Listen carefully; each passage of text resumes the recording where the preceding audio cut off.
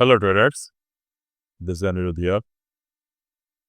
तो आज हम लोग डब्ल्यूटी गैन के गैंजिला सर्कल ऑफ 12 के साथ ट्रेड करना सीखेंगे। एंड मैं यहाँ पर टीसीएस यानी कि टाटा कंसल्टेंसी सर्विस के जो शेयर प्राइस है उसको मैं एनालाइज करूँगा। तो यहाँ पर जो मेथड हम लोग यूज़ करेंगे that is the circle of 12 and definitely the price time squaring. तो यहाँ पर बाय डिफ़ॉल्ट हमने ट्रायंगल एंड द स्क्वायर ये फॉर्मूला को आप ऑलरेडी अप्लाई करके रखे हैं। तो अगर मैं यहाँ पर ट्रायंगल और स्क्वायर पे बीच में प्राइस टर्म स्क्वायरिंग करने की कोशिश करूँ तो कैसे ये पॉसिबल है? फर्स्ट थिंग फर्स्ट, मुझे यहाँ पर जो टीसीएस के शेयर है रिसेंट हाई पे फोकस करने की ज़रूरत है। Recent high in the sense 30 of August 2024 in an assumption that from now onwards, in this particular year, 2025, the stock market will not make any high. तो ये एक assumption based trading है। दूसरा, हम लोग अगर चाहे तो हम लोग एसएपी थ्योरी का यूज कर सकते हैं।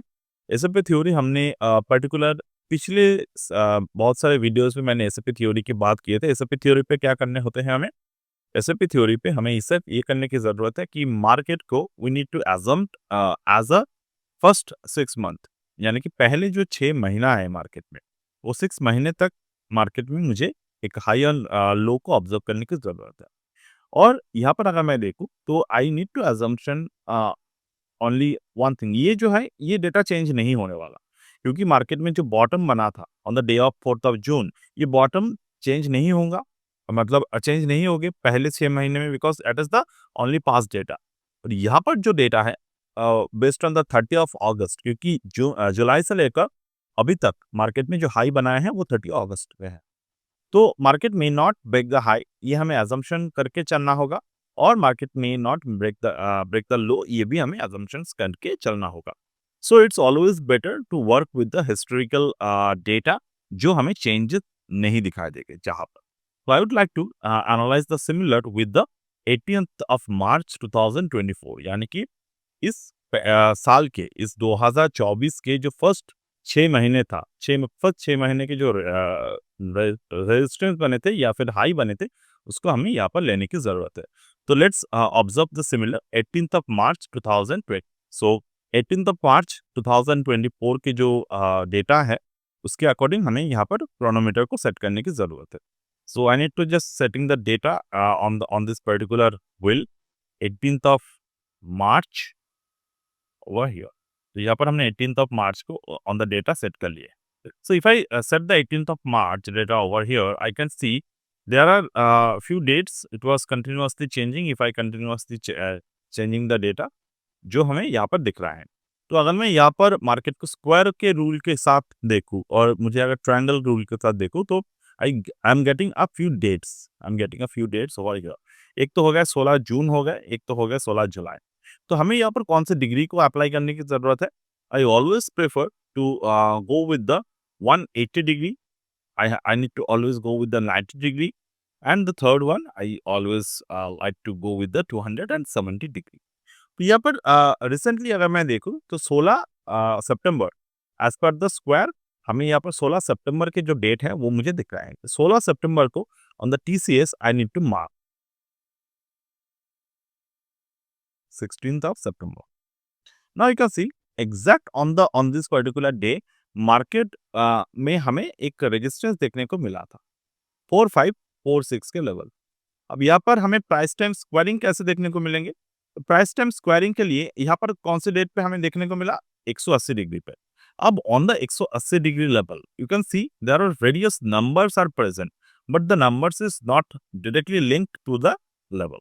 तो 16 सितंबर पे हमें यहाँ पर कौन से लेवल को देखना होगा? 4500 के जो नंबर है, तो I have to go with the 43 and the 42।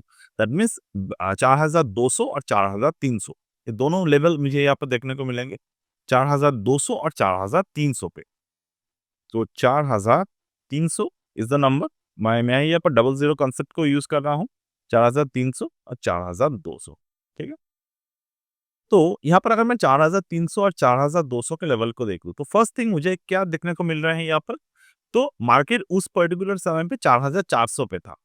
तो राइट नाउ अगर मैं 16 सितंबर के लो के नीचे मार्केट को ट्रेड करने की कोशिश करूँ, तो पहली बात तो यहाँ पर मार्केट ने एक जस्ट एक रैंडम सा मूव दे दिए, रैंडम सा मूव इन द सेंस कि एक सडन फॉल मार्केट में यहाँ पर हमें देखने को मिला था। ओके, तो पहली बात ये ट्रेडेबल नहीं था। इस पर्टिकुलर समय में दो we are able to understand the market dynamics और यहाँ पर हमें जो रेजिस्टेंस देखने को मिले, तो बिकॉज ऑफ दिस पर्टिकुलर इस स्टॉक में ये स्क्रिप्ट जो थे इस मॉडल पे ट्रेडेबल नहीं था, क्योंकि अगर मैं ट्रेड ले रहा हूँ तो 4% डाउन के बाद मैं यहाँ पर अगर शॉर्ट करूंगा तो that will not favour my risk to reward ratio. So I have to practice the same similar with the 16th of July. 16th of July sorry 16th of June जो 90 degree के level है, तो 16th of जून को अगर मैं mark करूँ यहाँ पे, तो there is a 16th of June.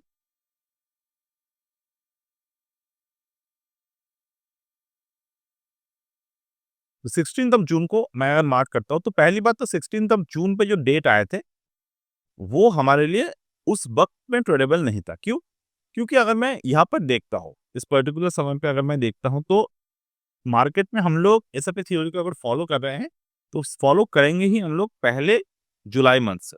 तो जुलाई मंथ पे अगर मैं देखता हूँ, तो जुलाई मंथ मार्केट में शुरू हुआ यहाँ पे, and market we are able to trade with the resistance breaking. तो यहाँ पर हमें एग्जैक्ट बॉटम देखने को मिला था by using the 16th of June formula. अब 16th ऑफ जून पे मार्केट में कौन से लेवल पर ट्रेड किए थे? 3940, यानी कि 3900 और 4000, 3900 एंड 4000। तो ये इस बफ में मार्केट में हमें एग्जैक्ट एक बॉटम देखने को मिला था। अगर मैं यहाँ पर देखूं, तो यहाँ पर मार्केट में जस्ट एक छोटा सा ही सही 1 जुलाई को मार्केट ने यहाँ पर रेजिस्टेंस ब्रेक किए थे। कितने परसेंटेज का रेजिस्टेंस ब्रेक यहाँ पर हुआ था? 2.5%। तो डेफिनेटली अगर मैं यहाँ पे देखता हूँ, तो यहाँ पर ट्रेड जो था वो हमें नेक्स्ट यहाँ पर भी अगेन जब मार्केट ने ब्रेकआउट किया, हम लोग यहाँ पर ट्रेड बिल्कुल नहीं लेंगे। हम लोग ट्रेड कहाँ पर लेंगे? जब मार्केट 3900 को दोबारा से रिटेस्ट किया था, और यहाँ पर मार्केट में रिटेस्ट के साथ कौन से पैटर्न क्रिएट किए थे? Over here you can C market make the retest over here. तो मार्केट यहाँ पर रिटेस्ट किया, रिटेस्ट करने के बाद after it create the volume, market यहाँ पर एक दोजी पैटर्न बनाया। तो दोजी जब भी मार्केट में कोई भी इंपॉर्टेंट प्राइस एक्शन और इंपॉर्टेंट प्राइस टाइम स्क्वायरिंग के सपोर्ट के ऊपर बनते हैं, रेजिस्टेंस के ऊपर बनते हैं, so in that time we could easily take the trade. And there is another way to understand the market sentiment, that is the GAN rising fan or the GAN falling fan। तो यहाँ पर हमें GAN falling fan देखने को मिला था। GAN falling fan के हिसाब से मार्केट 2/1 के लेवल के ऊपर हॉवर कर रहे थे। सो दैट मीन्स कि मार्केट जो है वो एक रिवर्सल एंगल के ऊपर हॉवर कर रहे थे। So we have to make sure कि market was on the bullish side. Okay, तो ये मौके थे हमारे। अब रिसेंटली अगर मैं देखूं, तो राइट नाउ ये सेटअप हमने आपके साथ डिस्कशन कर लिए on the very fast note. अब मैं रिसेंटली अगर मैं टीसीएस को देखता हूँ, तो 4200 और 4300 के जो लेवल थे वो हमारे लिए मार्केट में आए। 3900 तक मार्केट आए। 3900 आने के बाद मार्केट 4000 के ऊपर गए। यहाँ पर 4000 के ऊपर जाने के बाद डेफिनेटली मैं हर एक दिन तो ऑब्जर्व नहीं करता, बट हाँ, यहाँ पर रिसेंटली जो 18 नवंबर पे मार्केट में डाउन साइड आए थे, वहां पर एग्जैक्ट गैन एंगल पे जो पास्ट गैन एंगल था, वहां पर मार्केट में हमें सपोर्ट देखने को मिला। Now it's time to observe with the Gann rising fan. तो अगर मैं गैन राइजिंग फैन के हिसाब से देखता हूँ, तो right now the Gann rising fan के हिसाब से 4/1 के ऊपर मार्केट जो है वो हॉवर कर रहा है यहाँ। तो this moment we can see, and मैं अगर अगेन गैन फॉलिंग फैन यानी कि रिवर्स एनालिसिस करूँ, तो as per the reverse analysis we can see right now the market hit the 2/1 angle breakout. तो definitely there is some potential is there.